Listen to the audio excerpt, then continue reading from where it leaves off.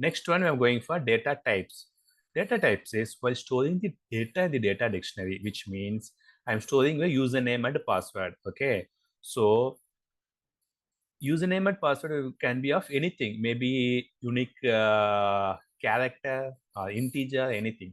So you have to give that field name as string. But there are some conditions you should only use integer.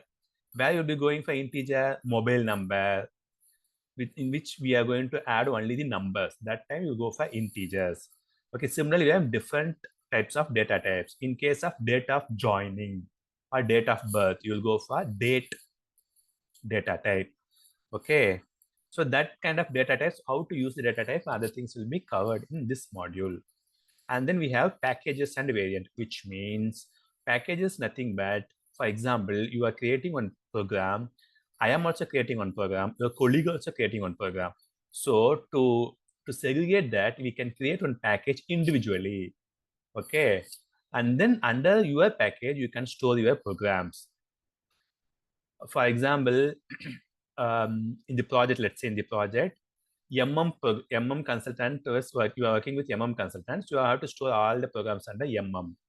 Then you have to create a package under MM.